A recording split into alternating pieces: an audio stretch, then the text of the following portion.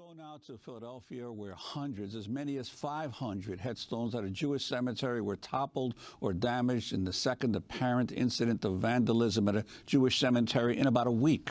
On Sunday, in a show of solidarity, members from the local Muslim and Quaker community joined Jewish Philadelphians at the Mount Carmel Cemetery to restore the burial grounds. The apparent vandalism at the Philadelphia and St. Louis cemeteries comes after a surge of bomb threats against Jewish community centers, or JCCs, across the country. The Southern Poverty Law Center and other groups have said hate groups have been energized by the candidacy and then the election of Donald Trump. On Sunday, the Anne Frank Center for Mutual Respect put out a statement saying, quote, "Mr. President, it's time for you to deliver a primetime nationally televised speech live from the Oval Office on how you intend to combat not only anti-Semitism, but also Islamophobia and other rising forms of hate, whether or not your intention, your presidency, has given the oxygen of incitement to some of the most viciously hateful elements of our society," unquote. 15,000 people marching up, and you have hundreds and hundreds of people, and you have 2 or 3 border security people that are brave and great. And don't forget, we don't let them, and we can't let them use weapons. We can't. Other countries do. We can't. I would never do that. But how do you stop these people? You can't. There's no... That's only in the panhandle you can get away with that statement.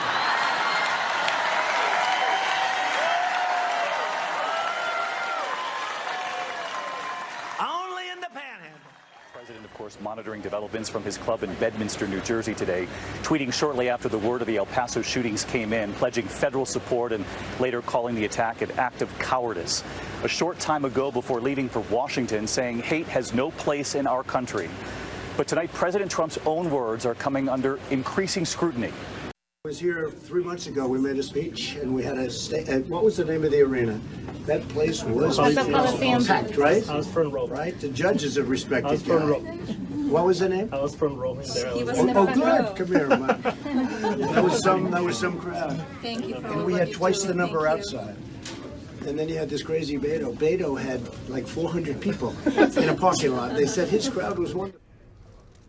You heard him, and just think, you know, young men, women, children were trying to heal in hospital beds, feet away from him, and he wanted to talk about himself and the crowd size at one of his rallies. Monday, when the president addressed the nation, reeling off the deadly weekend, in a prepared teleprompter speech, he called for political unity. But in the past 4 days, the president has attacked or insulted at least a dozen people or groups, either using Twitter or a microphone. And in the hours between hospital visits in Dayton, Ohio and El Paso, Texas, he couldn't stop himself from launching insults at 35,000 feet up using Twitter against the former vice president, ripping media coverage and turning the attention back to himself.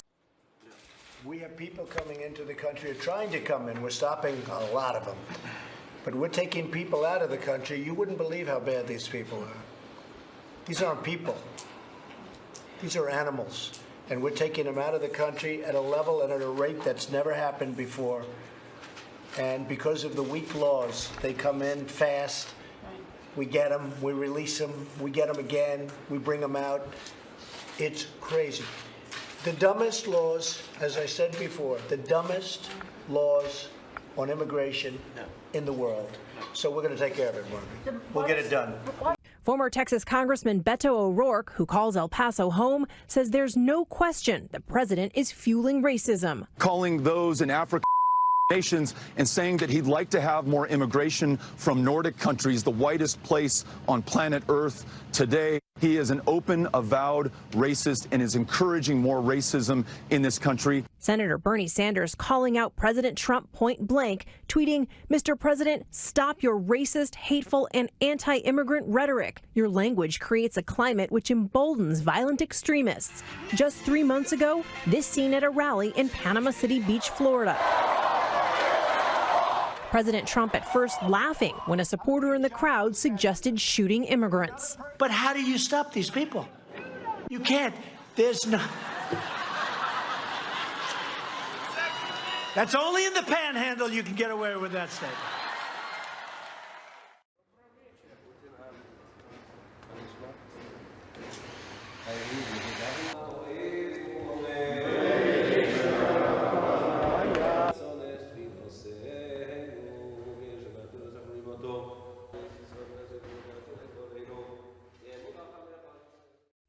Rabbi, how are you doing this morning?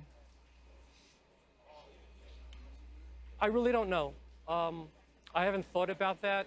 I don't think I know I haven't slept much. There are more important things to take care of.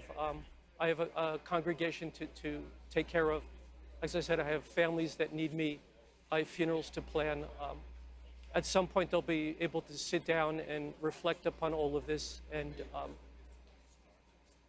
move on from there. But we are a tree of life. And as I've said before to many, you can cut off some branches from our tree, but Tree of Life has been in Pittsburgh for 154 years. We're not going anywhere. We will rebuild, and we will be back stronger and better than ever. Hitler's ideological goals included territorial expansion, consolidation of a racially pure state, and elimination of the European Jews and other perceived enemies of Germany.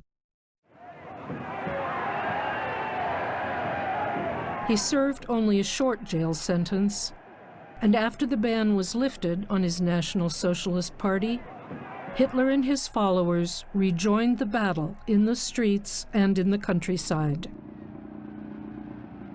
The Nazi Party recruited, organized, and produced a newspaper to spread its message. While downplaying more extreme Nazi goals, they offered simple solutions to Germany's problems, exploiting people's fears, frustrations, and hopes. Shall I read you the statement? Donald J. Trump is calling for a total and complete shutdown of Muslims entering the United States until our country's representatives can figure out what the hell is going on.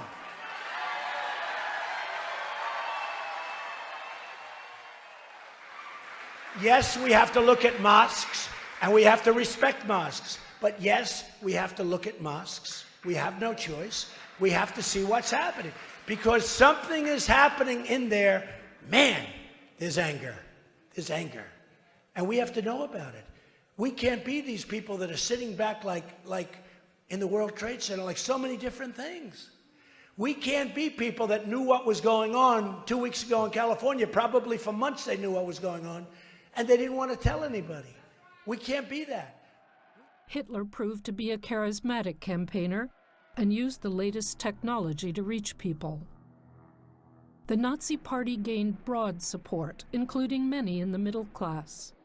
Intellectuals, civil servants, students, professionals, shopkeepers and clerks ruined by the Depression.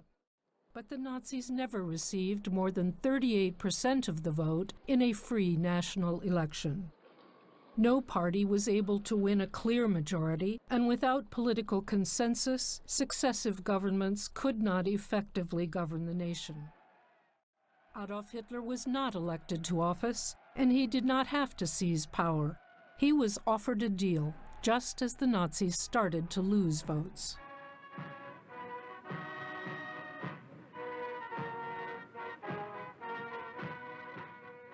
In January 1933, when the old war hero, President Paul von Hindenburg, invited Hitler to serve as chancellor in a coalition government, the Nazis could hardly believe their luck.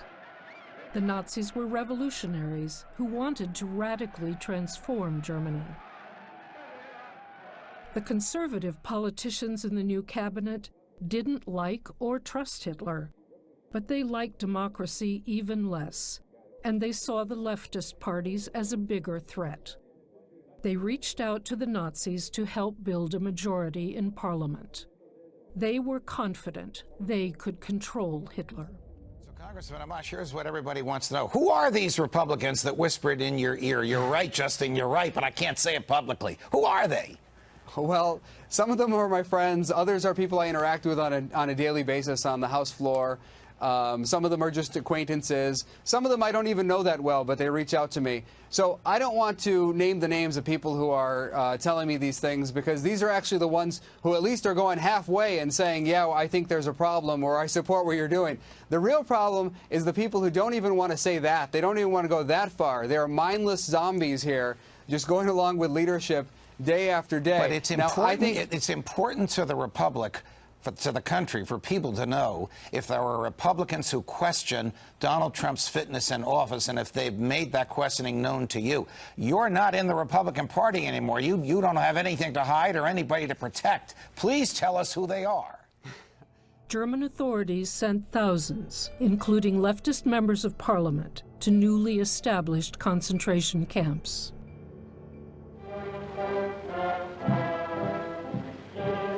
Despite Nazi terror and brutal suppression of their opponents, many German citizens willingly accepted or actively supported these extreme measures in favor of order and security.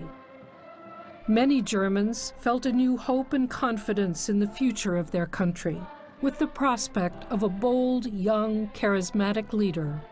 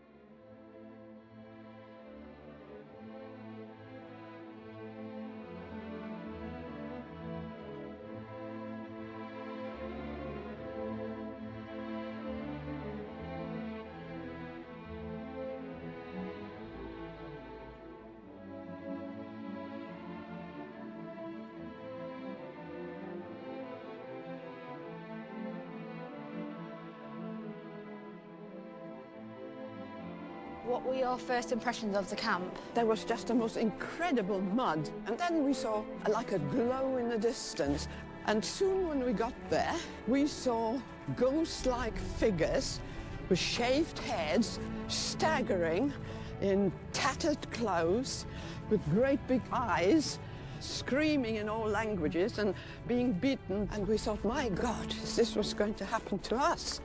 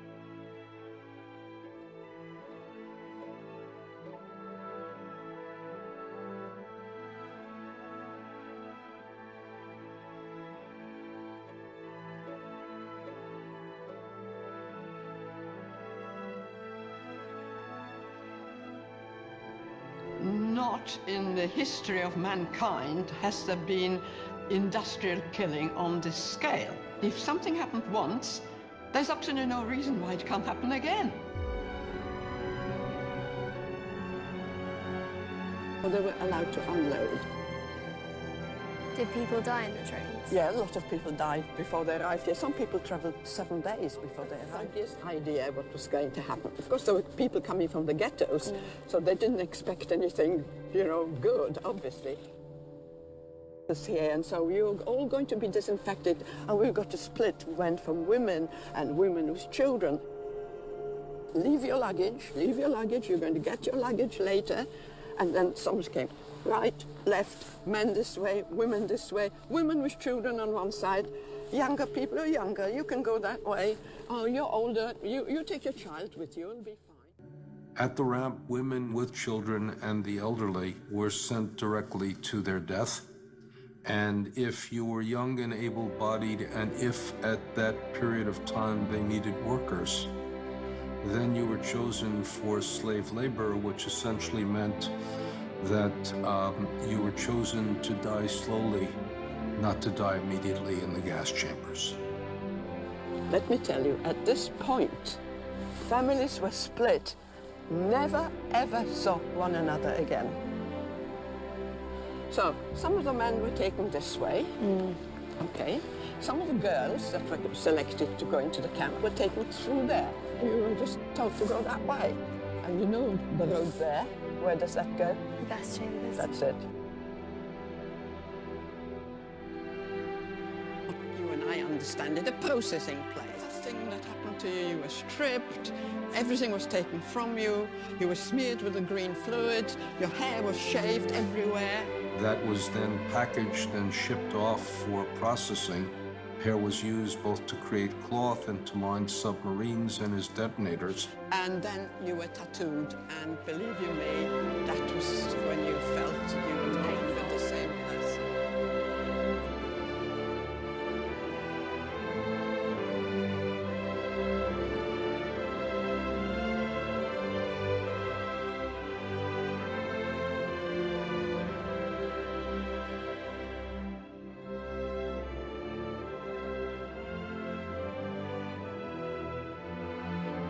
First of all, survival to work parties. You hadn't had a prayer to survive for long from all these people that are trying to kill you. There were capos who were prison foremen, and they became more cruel than the German masters themselves. Well, how do you get away from these people? Any of the ruling princes could come up to you and kill you.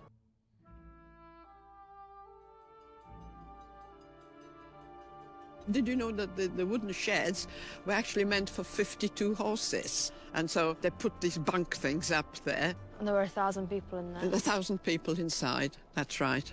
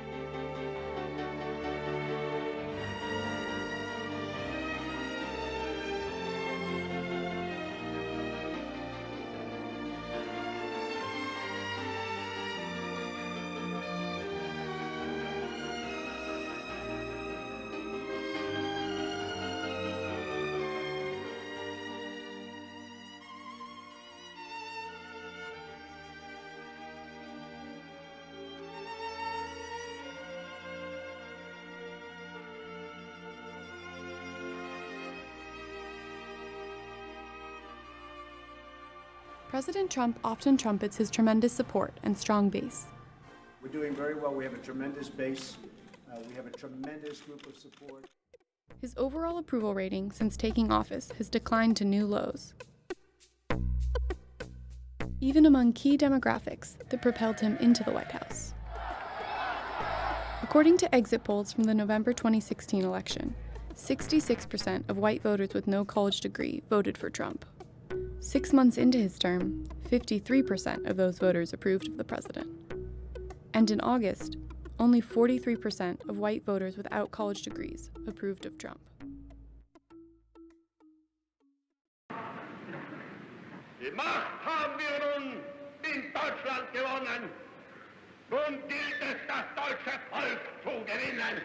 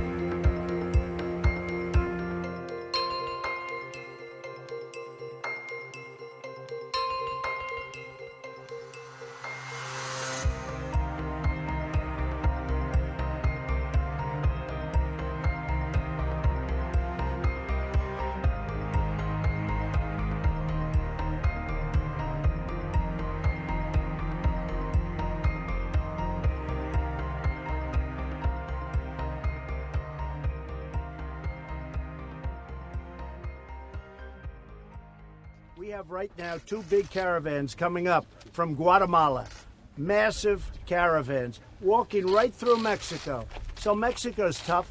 They can stop them, but they chose not to. Now they're going to stop them. And if they don't stop them, we're closing the border. They'll close it, and we'll keep it closed for a long time. I'm not playing games.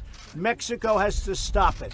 We have run out of space. We can't hold people anymore, and Mexico can stop it so easily. They don't go through a court system every time somebody steps on our land. You step on our land, welcome to the United States. It's ridiculous. So Congress, and I know you guys are going to work hard on it, but Congress has to fix our broken immigration laws. We're the laughing stock all over the world. Thank you, Mr. President. I wanted to challenge you on one of the statements that you made in the tail end of the campaign. In the midterms. Here we go. If you don't mind, Mr. President, that this caravan was an invasion. As you know, Mr. I consider it to be an invasion. As you know, Mr. President, the caravan was not an invasion. It's a group of migrants moving up from Central America towards the border with the U.S. Thank you for telling me that. I appreciate it. Why did you characterize it as such? Because I consider it an invasion. You and I have a difference of opinion. But do you think that you demonized immigrants in not this election no, not to at try all. to keep them? I want them to come into the country, but they have to come in legally. You know, they have to come in, Jim, through a process. I want it to be a process, and I want people to come in, and we need the people. Your campaign. Wait. You know why we need the people, don't you? Because we have hundreds of companies moving in. We need the people. Right. But your campaign had an ad showing migrants climbing over walls and so on. Well, that's true. But they weren't actors. They're not going to be doing that. They weren't actors. And they're hundreds of miles away, though. They're hundreds and hundreds of miles away. That's I not an invasion. Honestly, I think you should let me run the country. You run CNN. All right. And if you did it well, your ratings Let would me be ask, much better. if I may ask one other question, Mr. President, if I may ask Peter, one other go ahead. question, are you worried? That's enough. That's Mr. enough. President, That's enough. I was going to ask one of the other folks. That's enough. Pardon me, ma'am. Mr. President, that's enough. Mr. President, I had one other Peter, question, let's if go. I may ask, on the Russia investigation. Are you concerned that you may have? I'm not concerned about anything with the Russian investigation investigation because it's a hoax. That's enough. Put down the mic. Mr. President, are you worried about indictments coming down in this investigation? I'll tell you what, CNN should be ashamed of itself having you working for them. You are a rude, terrible person. You shouldn't be working for CNN. On the campaign trail, you called yourself a nationalist. Some people saw that as emboldening white nationalists. Now people are also I don't saying know why you'd that say the that. president. That's such a racist There are question. some people. Sit down, please. Sit down. I didn't call you. I didn't call you. I didn't call you. I'll give you voter suppression. Excuse me, I'm not responding to you. I'm talking to this gentleman. Will you please sit down? The same thing with April Ryan. I watch her get up. I mean, you talk about somebody that's a loser. She doesn't know what the hell she's doing. She gets publicity, and then she gets a pay raise, or she gets a contract with, I think, CNN. But she's very nasty. Do you expect Matt Whitaker to be involved in the Russia probe? Do you want him to... It's up to him. Do you want him to rein in Robert Mueller? What a stupid question that is. What a stupid question. But I watch you a lot. You ask a lot of stupid questions.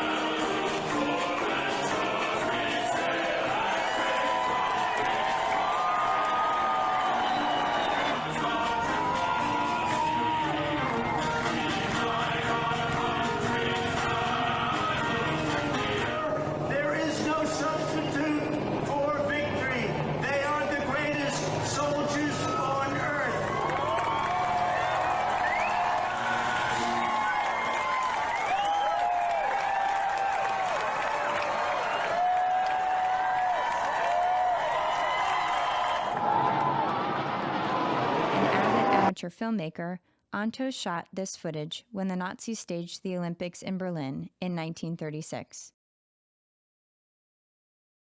For almost 2 weeks during the Games, the Nazi regime camouflaged racist, militaristic policies. Prior to the Games, most anti-Jewish signs in Berlin were removed, and German newspapers toned down their anti-Semitic rhetoric. Overt persecution of the Jews resumed once the Games ended.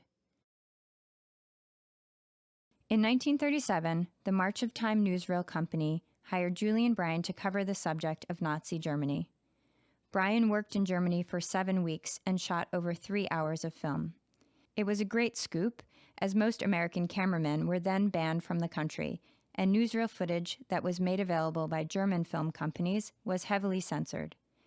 This clip shows the 1937 Reich Party Day gathering in Nuremberg, where Nazi Germany's aggressive militarism was on full display.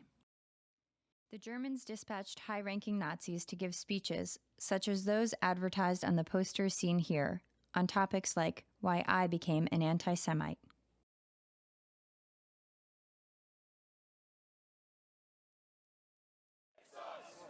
You will not replace us!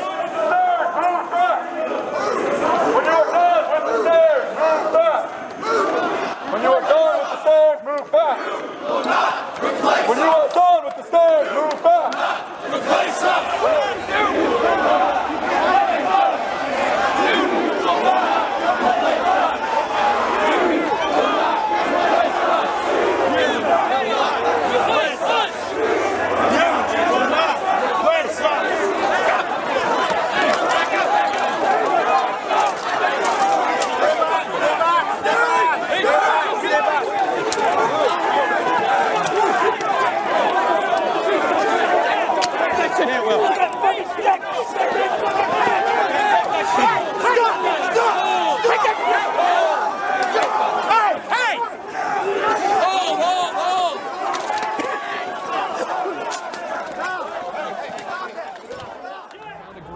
Resistance, a large group marching.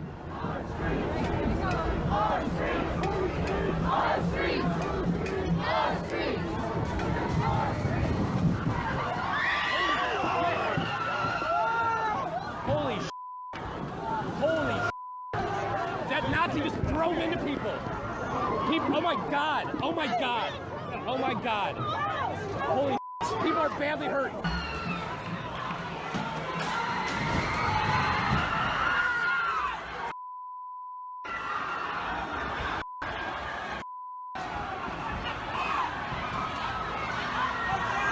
Go, go, go, go.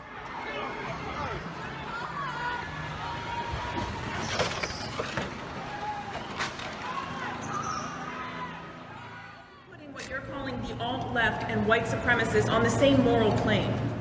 I'm not putting anybody on a moral plane. What I'm saying is this. You had a group on one side and you had a group on the other, and they came at each other with clubs, and it was vicious, and it was horrible, and it was a horrible thing to watch. But there is another side.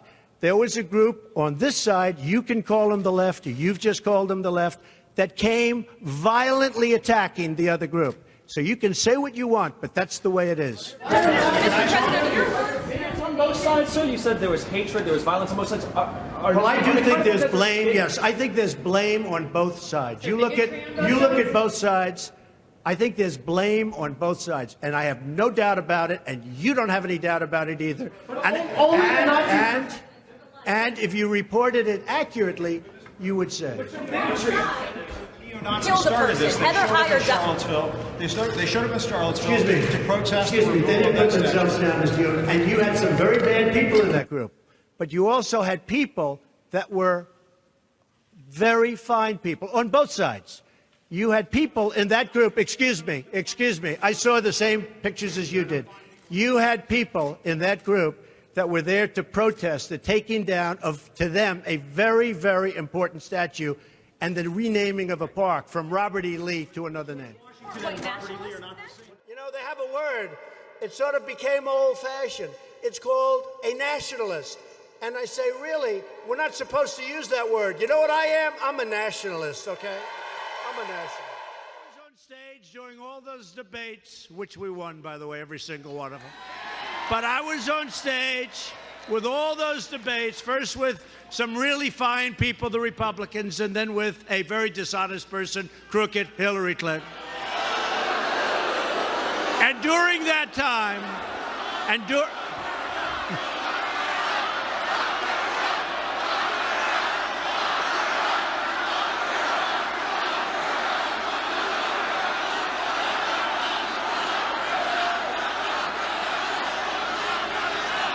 it is amazing how you can delete 33,000 emails after getting a subpoena from the United States Congress, and our Justice Department doesn't do anything about it.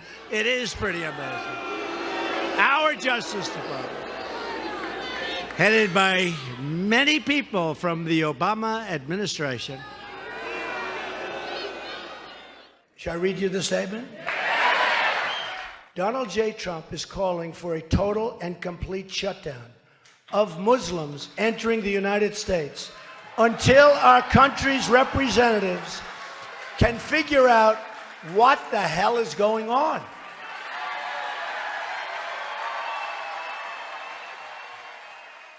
And importantly, Omar has a history of launching vicious anti-Semitic screeds.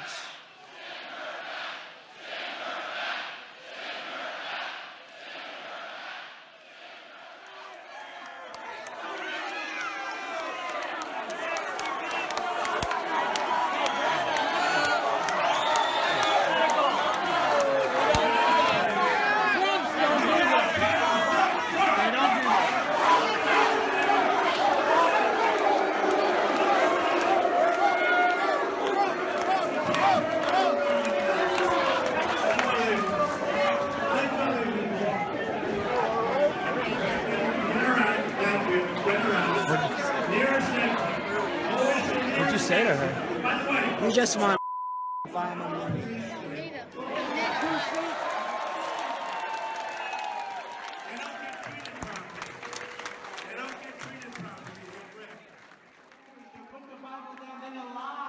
Oh! Chill. You ain't gotta grab him like that. You ain't gotta grab him like that. You ain't gotta grab him like that. You ain't gotta grab him like that. You ain't gotta grab him like that. Do you believe that you've done anything to create a tone where this kind of violence would be encouraged? I hope not. I truly hope not. Well, I certainly don't incite violence. I don't condone violence. And I don't talk about violence.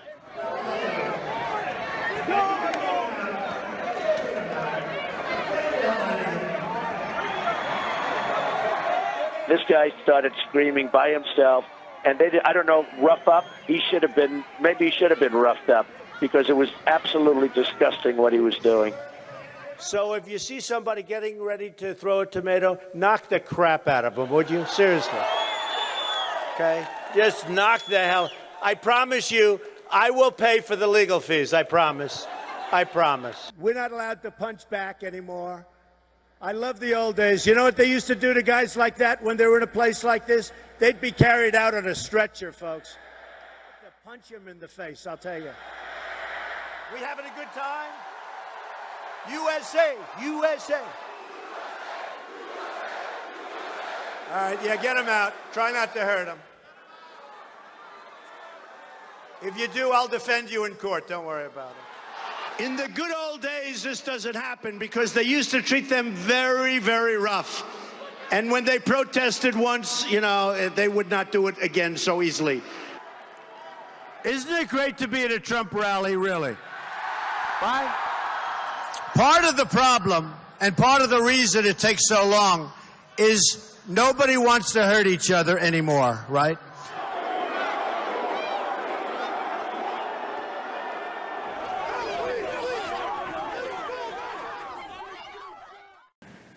And that means we go back to the beginning and we need to acknowledge that the very founding of our country was an act of profound contradiction.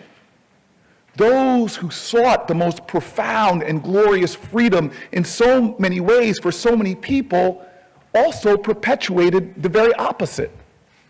Bigotry was written into our founding documents. Native Americans in our Declaration of Independence referred to as savages. In our Constitution, black people are fractions of human beings. White supremacy has always been a problem in our American story. If not always at the surface, then lurking not so far beneath it. We have seen it from slave masters who stole and pillaged black bodies for profit to demagogues throughout generations who stoked racist and anti-immigrant hatred, often for votes, and then enshrined this bigotry into our laws. And yes, racist violence has always been a part of the American story.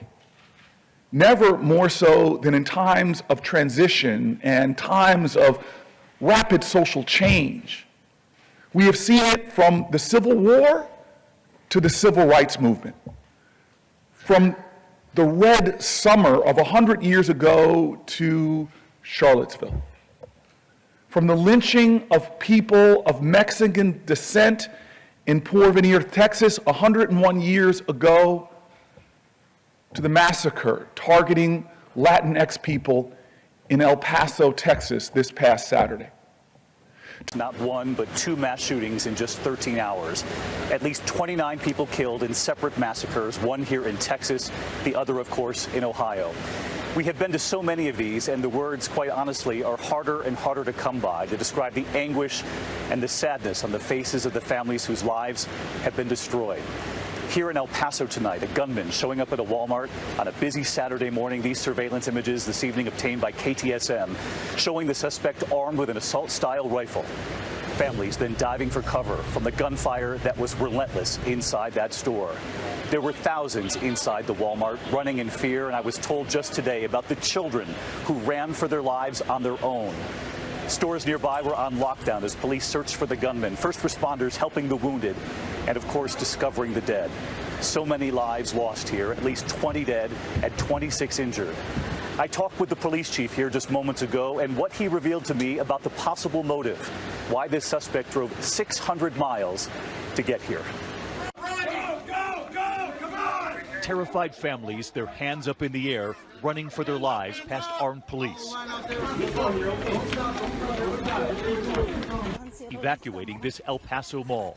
The first call coming in 10:39 Saturday morning. Run, Mija, run. There was chaos. Some of the shoppers recording as they made their escape, posting it online. SWAT teams responding to reports of an active shooter, and they soon realize that gunfire is inside the Walmart. We need tactical units to go ahead and start responding to the help support at the Walmart. Busting guns in Walmart right now. AK, somebody's got shot. Inside the Walmart, thousands of shoppers, 100 employees. It was a busy Saturday morning, parents and grandparents and the children buying their back-to-school supplies. All TAC units, investigative units, please make it to the west side of Walmart, please. Tonight, authorities say 21-year-old Patrick Crucius was armed with an assault-style rifle, and authorities believe, based on what they've read and what they've heard from him, he was there to shoot as many Mexicans as possible. That mall here in El Paso is just 5 miles from the U.S.-Mexico border. The community from here in El Paso shops here, and so do residents of nearby Juarez, across the border. They come here into the U.S. to shop. Witnesses say the rampage began in the parking lot. The gunman, they say, shooting his way in. He just walked into Walmart very confidently, and, it looked like he was on a mission. These surveillance images obtained by KTSM show the alleged gunman walking through the entrance with his weapon pointed straight ahead, wearing ear protection and tactical glasses. Inside, shoppers, family members crawling on their stomachs, seeking cover under benches, whatever shelter they could find. Gunfire relentless.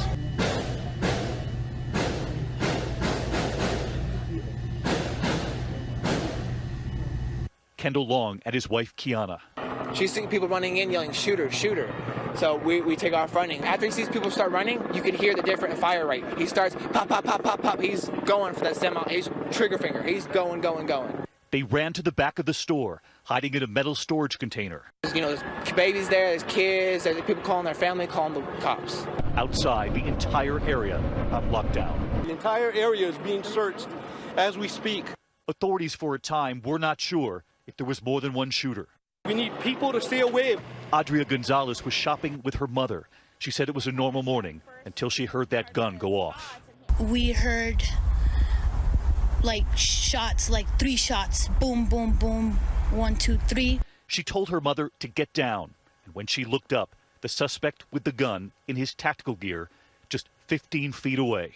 He just started to shoot everyone. Just started to shoot, and what I did, my first instinct was to get people out of there. This senior citizen lady that I tried to help and I couldn't, and I just told her to move faster and she couldn't move faster, so I left her there, and I needed to get out because the shooter was getting closer and closer. So I was I just told her to get down and hide. When they finally got outside, they saw the bodies. The gunshots continued. In the parking lot, confusion and panic. She would have called. She has 7 kids, 20-something grandchildren, and I don't know how many great-grandchildren. And this desperate plea, Edie Hallberg, searching for her mother, Angie, 86 years old and missing. And I got tired of waiting and waiting and waiting, and I just want to know where my mom is. We still have not heard if she found her mother. Inside that store, first responders helping the wounded. This woman covered in blood. Another woman wheeled out in a shopping cart. It appeared she'd been shot in the leg. The police chief here in El Paso at a loss for words. You have to see it for yourself. When I first got into this job, I never knew there was an odor to blood, but there is. And until you firsthand see that, my description of it as far as horrific will be unserving as far as what that scene looks like. About 20 minutes after that first shot was fired, they had the suspect in custody. So far, the intel, we have 1 subject and he's in custody. Police apprehending the suspect just a few blocks from the scene, leading him away in handcuffs. Right now we have a manifesto from this individual that indicates to some degree it has a nexus to potential hate crime. Authorities say the assault-style rifle, similar to an AK-47, and several magazines were recovered at the scene. And tonight, law enforcement telling ABC News Patrick Crusius is from Allen, Texas, 600 miles away from El Paso, nearly a 10-hour drive. And late today, the police chief here with us. But he came here to El Paso, 600 miles. Right. Was it the makeup of this community? Was it your proximity to the border? I think both. And tonight, authorities and local officials here warning something must be done. This individual came not from within the community, but outside of it. In this country, we have a gun violence epidemic, but we also have a hate epidemic.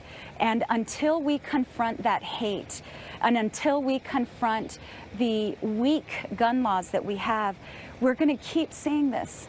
At the centers where families are gathering and at the hospitals, the anguish. Families still anxious for news. We're still looking for him. We haven't heard word of where he is. Lita Jemrowski is just 19 years old, pleading for help, asking if anyone has seen her brother-in-law, Andre. They looked all night. We're just trying to put the word out there if anybody's heard from him. Or...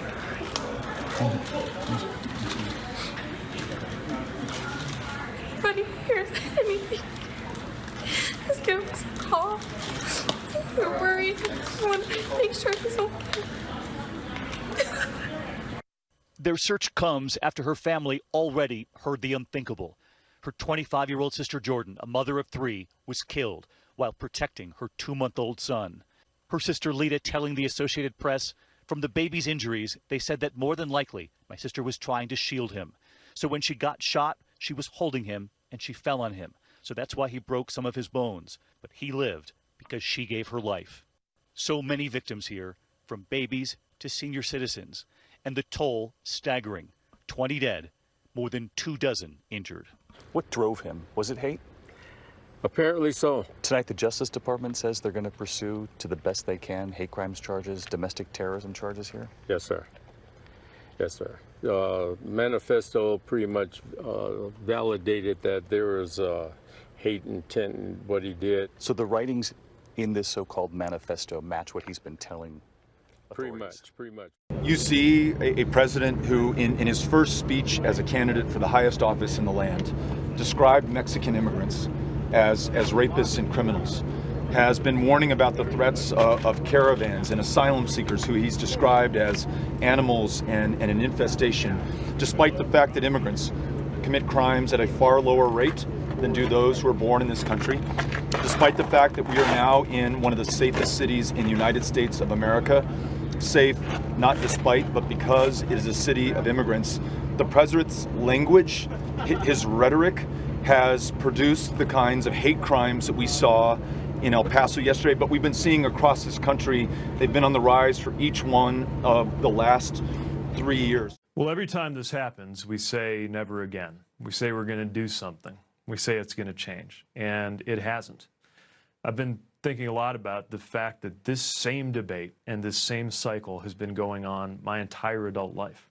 And I'm wondering what it will take to get the sense of urgency, to get Washington to actually respond, especially when Americans, frankly, in both parties, want to see changes, at least some basic common sense measures on gun safety. Mick, why has the president downplayed the threat of white nationalism? I don't think he has. Go look at what he said yesterday. He condemned this without any reservation whatsoever, John. So I don't think that's fair. Well, wait a minute. Look, can I read the president's words? Because back in March, he was asked directly, do you see today white nationalism as a rising threat around the world? And his answer, I don't really.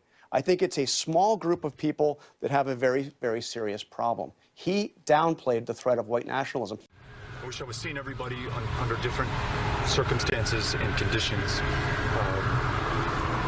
Our sympathies go out to the families of the victims, many of whom we just got to spend time with, some of whom do not know where their loved one is right now, many fearing and expecting the worst because they have not heard from them and have received no news.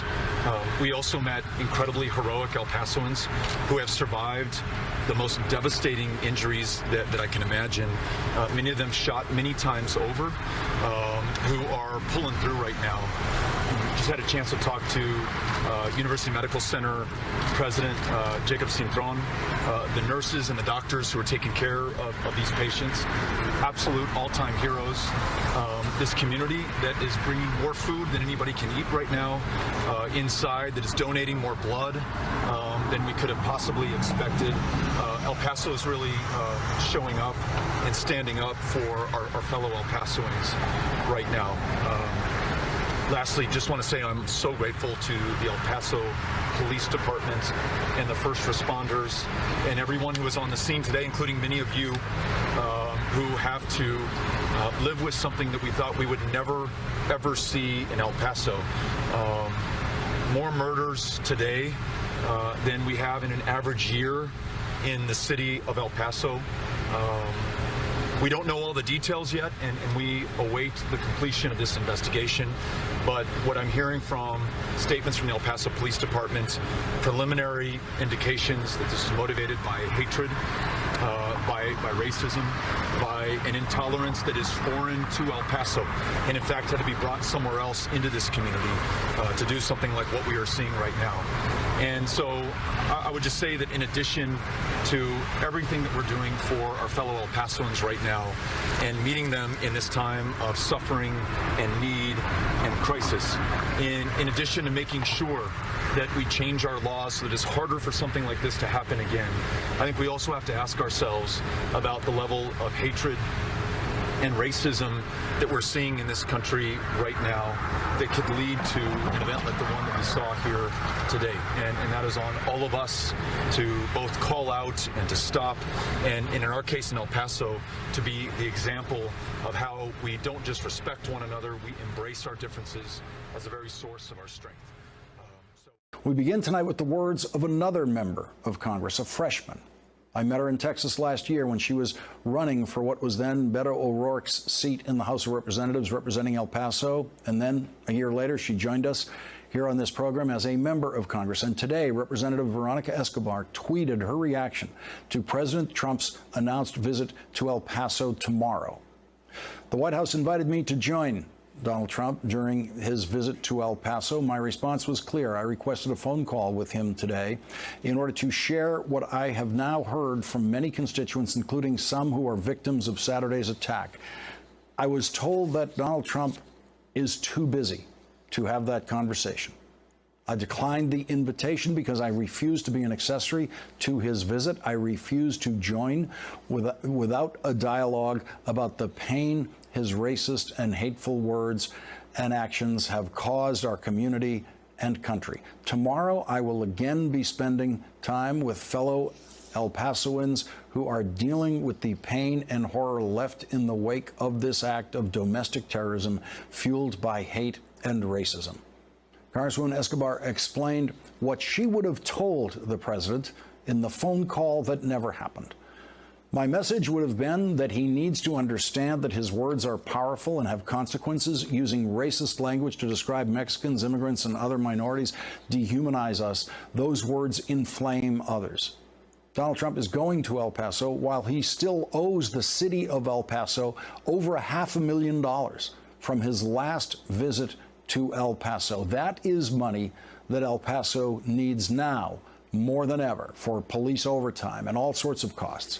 The Texas Tribune reports that, according to the communications manager for the El Paso City Manager's Office, the president has an outstanding bill of $569,204.63 for police and public safety services associated with a February campaign rally in El Paso. And that was one of the many rally speeches in which the president used the very same language about people trying to enter the country at the southern border that the El Paso mass murderer used for those people in his written manifesto before he killed them. Here's part of the president's speech in El Paso about the people seeking entry at our southern border. Murders, murders, murders, killings, murders. We will.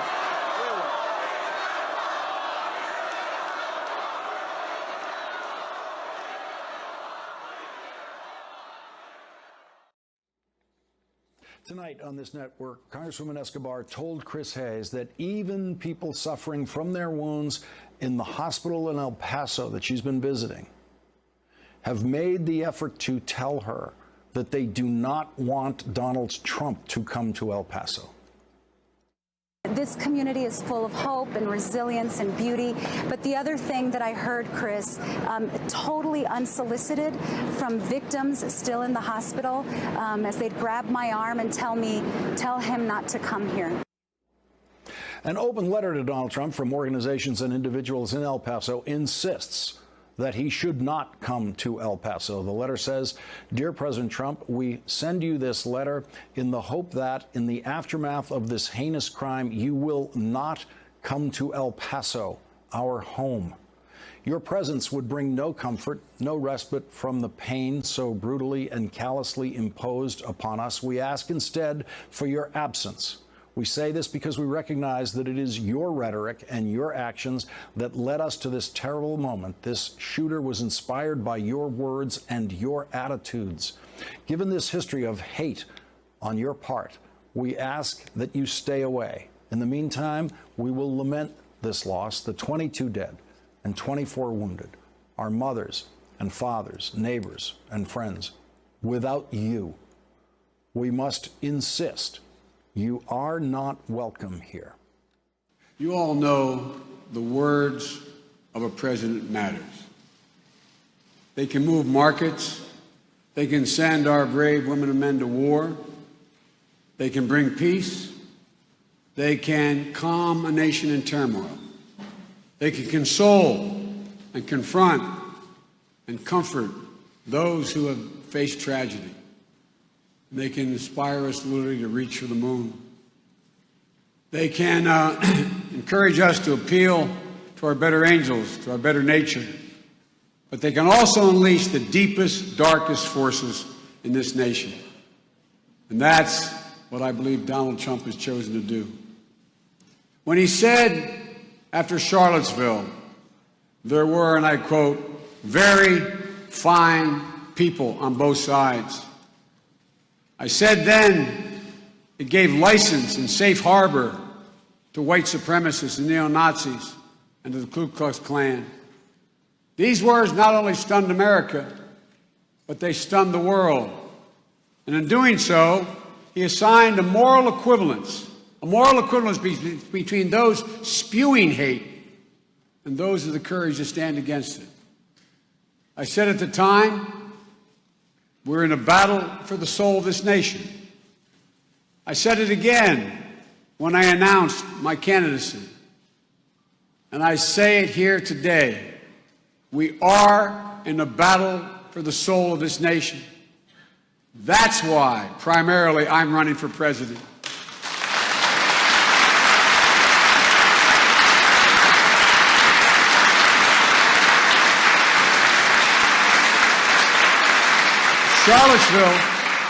Charlottesville was no isolated incident.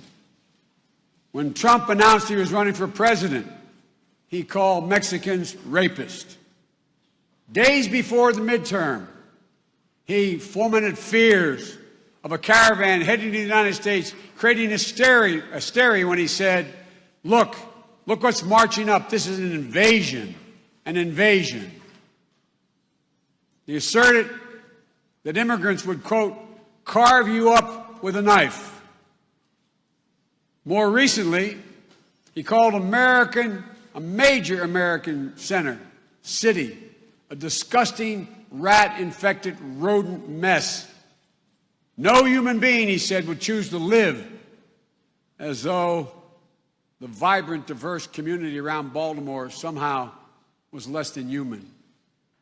At a rally in Florida, when he asked the crowd, how do we stop these people, meaning immigrants, someone yelled back, shoot them, and he smiled.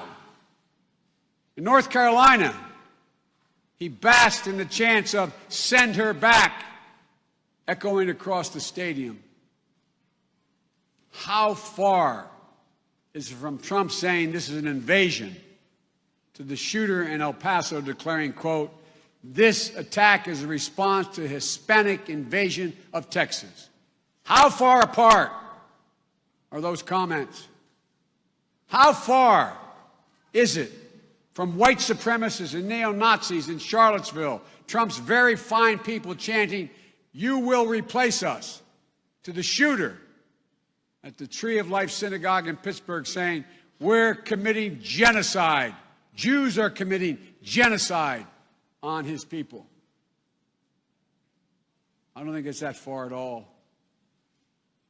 It's both clear language and in code. This president has fanned the flames of white supremacy in this nation. His low energy, vacant-eyed mouthing of the words written for him, condemning white supremacists this week, I don't believe fooled anyone at home or abroad. His energetic embrace, the energetic embrace of this president by the darkest hearts and most hate-filled minds in this country say it all. When the white nationalist Richard Spencer celebrated Trump's election by declaring, "Hail Trump," at an alt-right conference where the Nazi salute was being used. In Charlottesville, David Duke, the former leader of the KKK, said, "This is why we voted for Donald Trump, because he said he's going to take back the country." After Trump tweeted his "Go Back" screed, the leading Nazi website, neo-Nazi website, said, "This is the kind of nationalism we elected him for." He knows it. He saw it. And on 8chan, a haven for radicalism on the internet, where a declaration of hate linked to El Paso shooter was posted, one commentator wrote that Trump is helping normalize the most extreme radical sentiments because his perceived authority carries so much weight. We have a problem with this rising tide of supremacy, white supremacy in America. And we have a president who encourages and emboldens it. The statistics are clear. Extremism is on the rise in America. The Southern Poverty Center finds that of the 1,020 hate groups operating in the United States in 2018, that's how many there are. They pointed out that white nationalist groups have surged by over 50%. In 2017, an active shooter with ties to white extremism claimed 135 victims and 70 killed.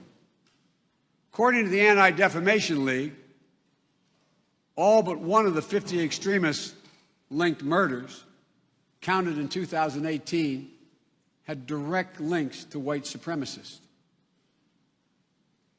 His own FBI director recently testified to Congress that extreme white right-wing groups, white nationalists, pose the greatest threat to racially motivated domestic terrorism. And what has Trump done? He's poured fuel on the fire. He's retweeted postings from extremists and white nationalists. He's cutting funding, in some cases completely eliminating funding, initiated by the President and I and our administration to counter violent extremism at home. Trump readily, eagerly attacks Islamic terrorism, but can barely bring himself to use the words white supremacy. And even when he says it, he doesn't appear to believe it.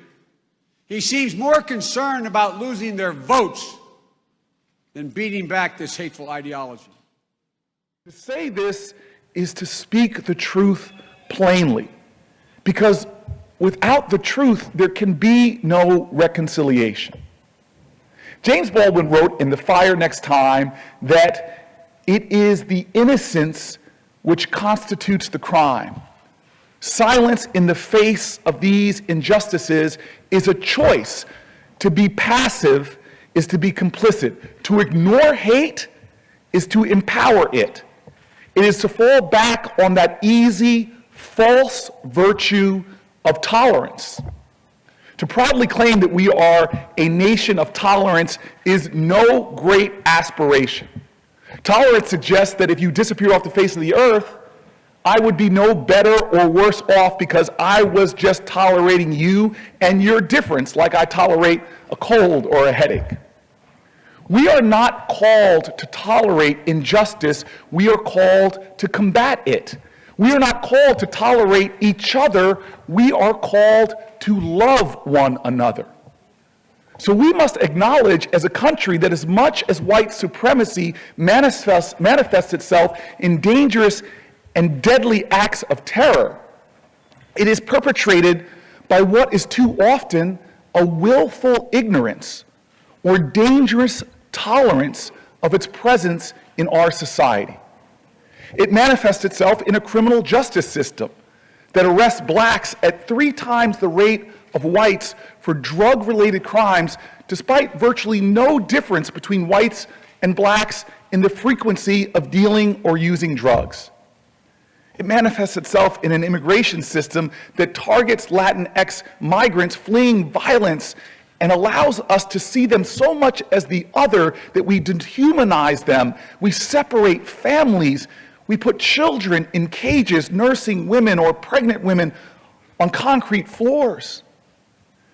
It manifests itself in a healthcare system that disproportionately fails black and brown Americans, that dismisses the pain of black women with deadly consequences. As a political strategy, weaponizing hatred can be effective. It often seems easy. Islamophobia, anti-Semitism, homophobia, xenophobia, misogyny, these tactics aren't a new perversion of our politics. They've been ingrained in our politics since our founding. Generations of politicians have used fear of the other for political gain, and that is certainly the case today. Hate crimes in America are increasing. Anti-Semitism and Islamophobia are on the rise. The majority of terrorist attacks in this country since 9/11 have been perpetrated by right-wing extremists here at home, and the majority of those have been white supremacists. And these acts of hatred do not happen in a vacuum. They are harvested only once they have been planted. Galatians 6:7 reads, "Do not be deceived. God is not mocked. For whatever a man sows, this he will also reap." You reap what you sow. The act of anti-Latino, anti-immigrant hatred we witnessed this past weekend did not start with the hand that pulled the trigger. It did not begin when a single white supremacist got into his car to travel 10 hours to kill as many human beings as he could. It was planted in fertile soil because the contradictions that have shadowed this country since its founding remain a part of our body politic. It was sowed by those who spoke the same words the El Paso murderer did, warning of an invasion. It was sowed by those who spoke of an infestation of disgusting cities, rats, and rodents, talking about majority-minority communities. It was sowed by those who've drawn an equivalence between neo-Nazis and those who protest them. It was sowed from the highest office in our land, where we see in tweets and rhetoric hateful words that ultimately endanger the lives of people in our country, people of color, immigrants, of us all. Let me read a sentence or two from the article that you wrote. It's hard to calculate the damage that President Trump's overt racism and almost daily attacks on black and brown people are having on the fabric of our nation. In light of the president's rhetoric, what's the impact of the president's trip, for example, today to El Paso? Well, Wolf, it's good to be with you. The president's trip to El Paso is a sort of normal thing for a normal president to do. The problem is we don't have a normal president.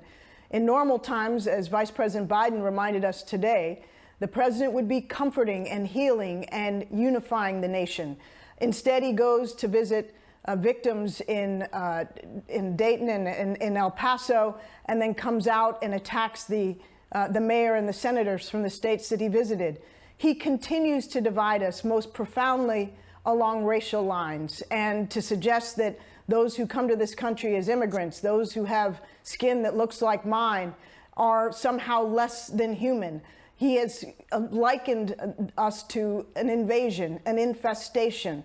It uses terms that liken us to rodents. This is horrific language. In fact, Wolf, it's the language that I recall as National Security Advisor, and then early in my career, as the kind of language that dictators and people who incite violence and genocide have used.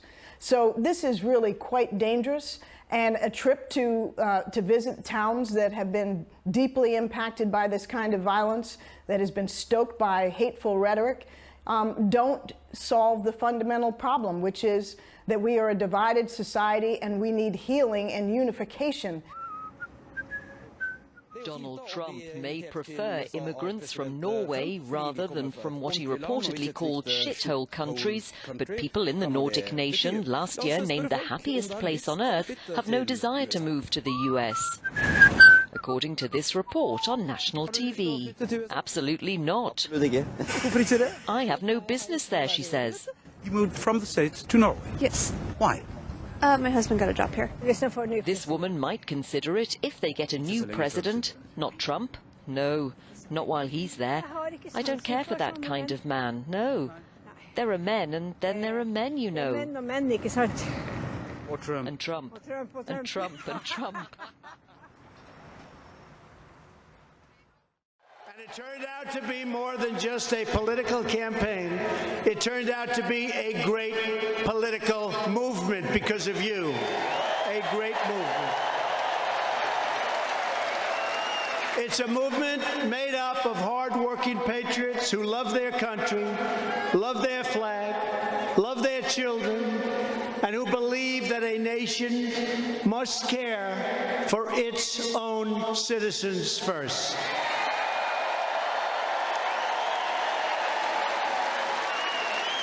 Together we stared down a corrupt and broken political establishment, and we restored government of, by, and for the people.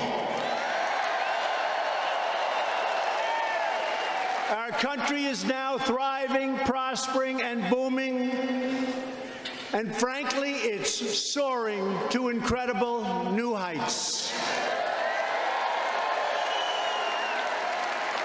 Our economy is the envy of the world, perhaps the greatest economy we've had in the history of our country.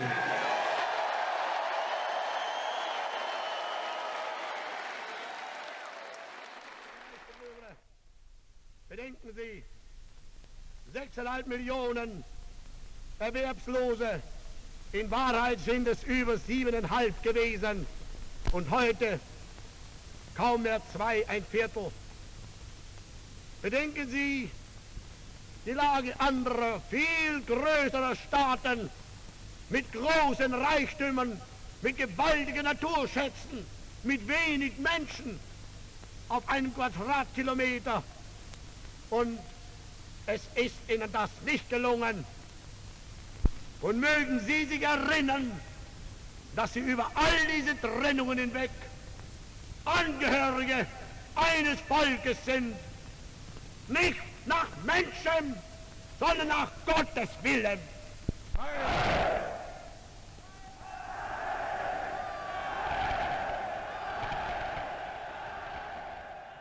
This was on Wilshire near Alvarado next to MacArthur Park. You're not going to fight against your own people. This was round 2 of today's protest. Not my president! First round started this morning. Thousands of protesters took over the streets of LA. We're here to show up for people who feel like they don't have a voice in our government. They were headed down Wilshire Boulevard toward the federal building downtown. Ho ho! Donald Trump has got to go! Most viewed this as a Trump protest. President by fear-mongering, and I'm really against that. We're standing up for is justice and people having their rights to live their lives freely, and I fear that he's going to try to take that away from us. There have been protests every day in Los Angeles since the elections. LAPD estimated 8,000 marching downtown today and hundreds on the sidewalks watching. I think it's awesome. I came down here with my kids to show them that we have the power to fight. No Trump! No KKK! No fascists! USA! This is the part I wanted to emphasize too, is that I'm not just marching for the females in my family and my life, but I want my sons to know that this isn't normal. I don't want to normalize his actions or this administration. I want them to recognize that we need to respect everybody. I think he's going to drive the country into the ground, and I'm fearful for our country.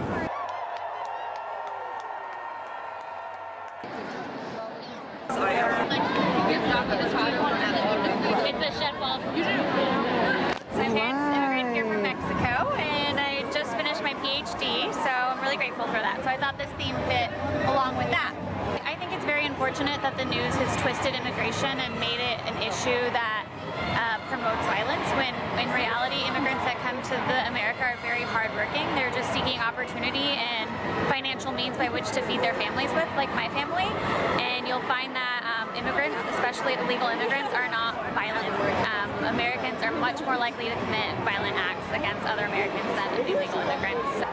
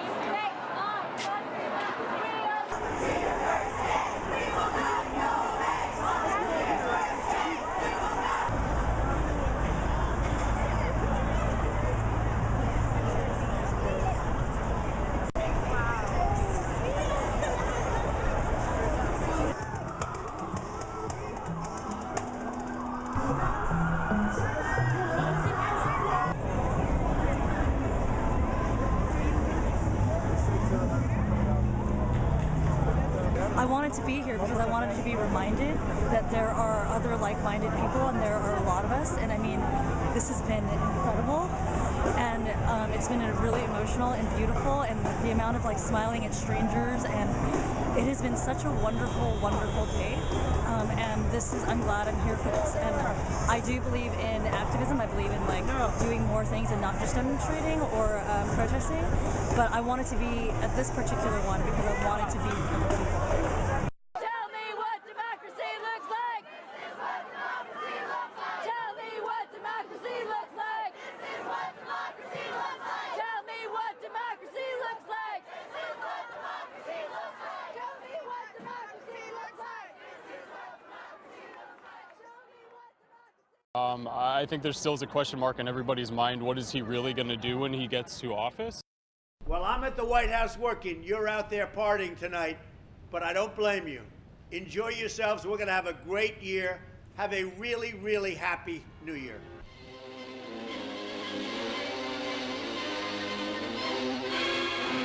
Gates that have held Allied soldiers prisoner, in some cases for as long as 5 years, are opened in Stalag 11B.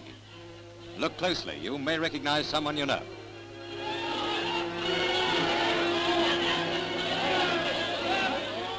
"5 years, and now it's over.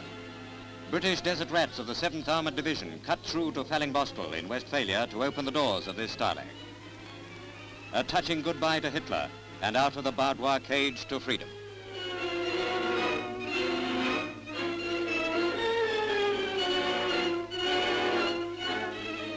It's the same story at Stalag 357, also at Fallingbostel, and also opened up by the Desert Rats.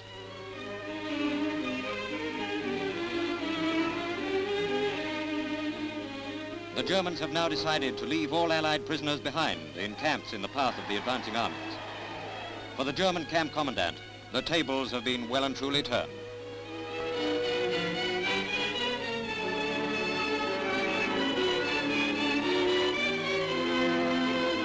At Offlag 79 in Brunswick, biggest camp in Germany for officer prisoners, 2,200 British and Empire officers were freed by the 30th Division of General Simpson's American Ninth Army.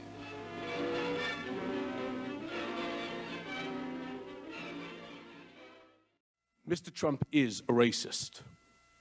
The country has seen Mr. Trump court white supremacists and bigots. You have heard him call poorer countries shitholes. In private, he is even worse. He once asked me if I could name a country run by a black person that wasn't a shithole. This was when Barack Obama was president of the United States. And while we were once driving through a struggling neighborhood in Chicago, he commented that only black people could live that way. And he told me that black people would never vote for him because they were too stupid. And yet, I continued to work for him. Mr. Trump is a cheat.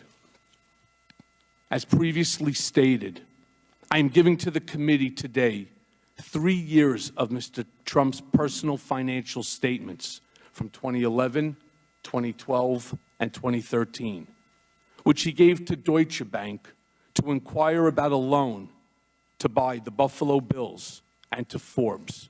These are Exhibits 1A, 1B, and 1C to my testimony. It was my experience that Mr. Trump inflated his total assets when it served his purposes, such as trying to be listed amongst the wealthiest people in Forbes, and deflated his assets to reduce his real estate taxes. I'm sharing with you 2 newspaper articles, side by side, that are examples of Mr. Trump inflating and deflating his assets, as I said, to suit his financial interests. These are Exhibit 2 to my testimony. As I noted, I'm giving the committee today an article he wrote on and sent to me that reported on an auction of a portrait of Mr. Trump. This is Exhibit 3A to my testimony. Mr. Trump directed me to find a straw bidder to purchase a portrait of him that was being auctioned off at an Art Hamptons event. The objective was to ensure that this portrait, which was going to be auctioned last, would go for the highest price of any portrait that afternoon. The portrait was purchased by the fake bidder for $60,000. Mr. Trump directed the Trump Foundation, which is supposed to be a charitable organization, to repay the fake bidder, despite keeping the art for himself. And please see Exhibit 3B to my testimony.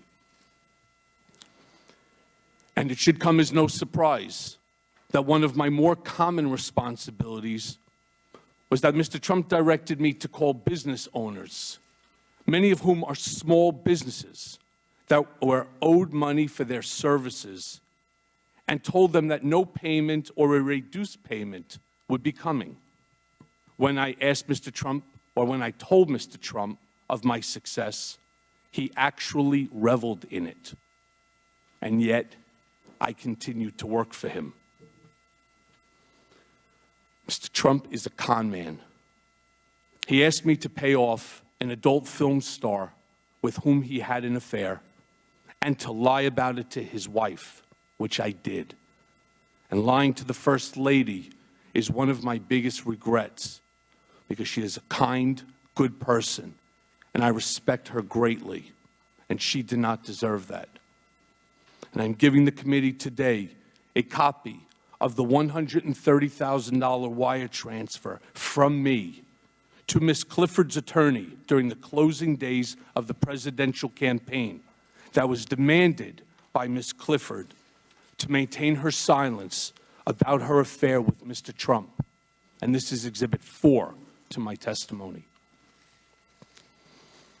Mr. Trump directed me to use my own personal funds from a home equity line of credit to avoid any money being traced back to him that could negatively impact his campaign. And I did that too, without bothering to consider whether that was improper, much less whether it was the right thing to do or how would it impact me, my family, or the public. And I am going to jail in part because of my decision to help Mr. Trump hide that payment from the American people before they voted a few days later. As Exhibit 5A to my testimony shows, I am providing a copy of a $35,000 check that President Trump personally signed from his personal bank account on August 1st of 2017, when he was President of the United States, pursuant to the cover-up, which was the basis of my guilty plea to reimburse me, the word used by Mr. Trump's TV lawyer, for the illegal hush money I paid on his behalf. This $35,000 check was one of 11 check installments that was paid throughout the year while he was president. Other checks to reimburse me for the hush money payments were signed by Donald Trump Jr. and Alan Weisselberg. And see for that example 5B. The President of the United States thus wrote a personal check for the payment of hush money as part of a criminal scheme to violate campaign finance laws. And you can find the details of that scheme directed by Mr. Trump in the pleadings in the U.S. District Court for the Southern District of New York. So picture this scene. In February of 2017, 1 month into his presidency, I'm visiting President Trump in the Oval Office for the first time, and it's truly awe-inspiring. He's showing me all around and pointing to different paintings, and he says to me something to the effect of, "Don't worry, Michael, your January and February reimbursement checks are coming." They were FedExed from New York, and it takes a while for that to get through the White House system. As he promised, I received the first check for the reimbursement of $70,000 not long thereafter. When I say con man, I'm talking about a man who declares himself brilliant, but directed me to threaten his high school, his colleges, and the college board to never release his grades or SAT scores. As I mentioned, I'm giving the committee today copies of a letter I sent at Mr. Trump's direction, threatening these schools with civil and criminal actions if Mr. Trump's grades or SAT scores were ever disclosed without his permission. And these are under Exhibit 6. The irony wasn't lost on me at the time that Mr. Trump, in 2011, had strongly criticized President Obama for not releasing his grades. As you can see in Exhibit 7, Mr. Trump declared, "Let him show his records," after calling President Obama a terrible student. The sad fact is that I never heard Mr. Trump say anything in private that led me to believe he loved our nation or wanted to make it better. In fact, he did the opposite. Do you accept that what he produced is valid? No, I don't necessarily. Would you believe he probably was born in America? No. I say he might have been. If the state of Hawaii says this is official, he was born in Hawaii on this date, here it is, why do you deny that? A lot of people do not think it was an authentic certificate. How can you say that if this reported, his mother was not in the hospital? There were many other things that came out. Donald, you're beginning to sound a little ridiculous. I have to tell you. Who knows? Who knows? Who cares right now? We're talking about something else, okay? I mean, I have my own theory on Obama. Someday I'll write a book.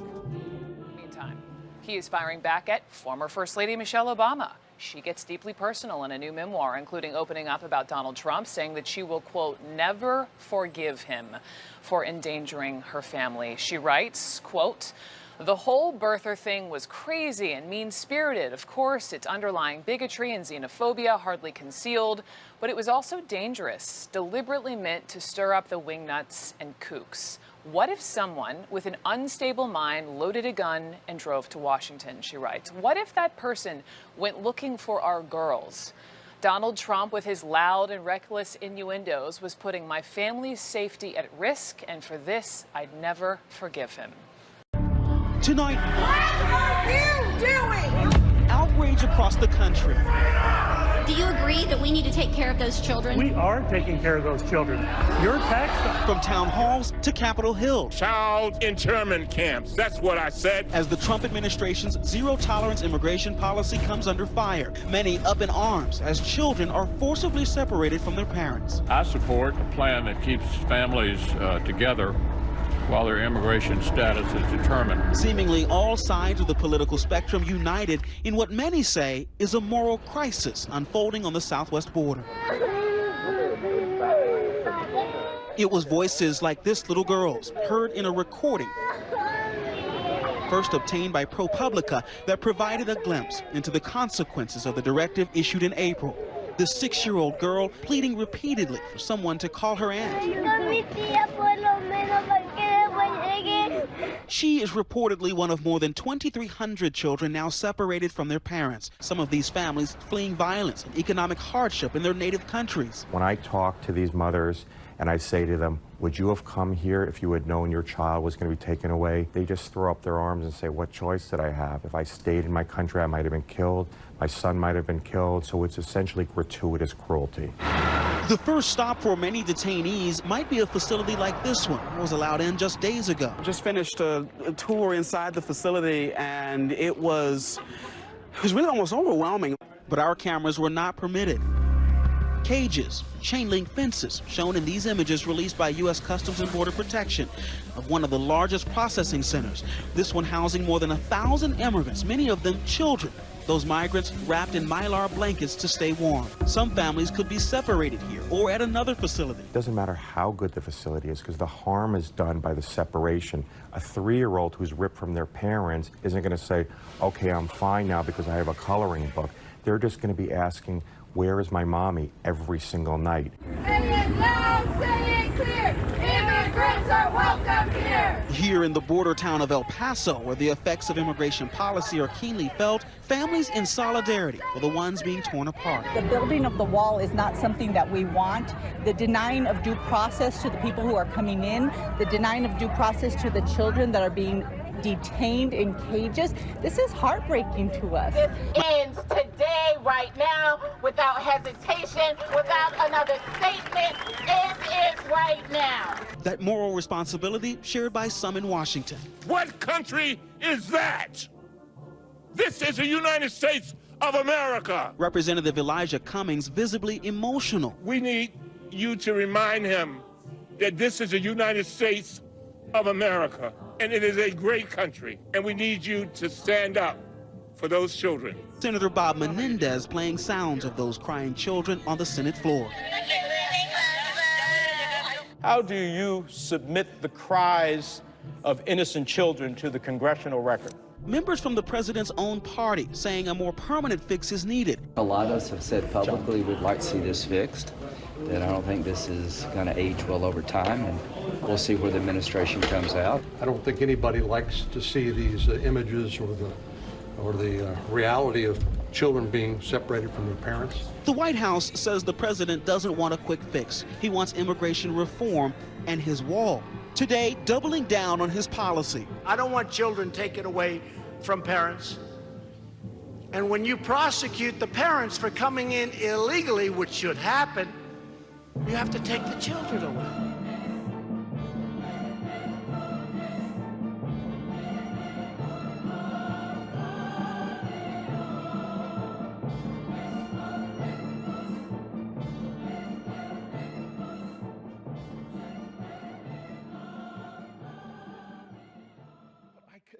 Repeat, we must also confront our past. The truth is, there is another story we can tell about our country, a better story, not one that ignores our mistakes or accommodates our past failures, and not one that just glorifies our history or that puts forth this so-called great man history of our country. We can tell a story about who we have been without the crutch of illusions or covering over the pain or the wretchedness, and instead tell a story of the greatness of our country and who we can be together, who we have been in overcoming this, because America has shown greatness not because of the absence of violent bigotry and white supremacy, but because of our efforts together to overcome it.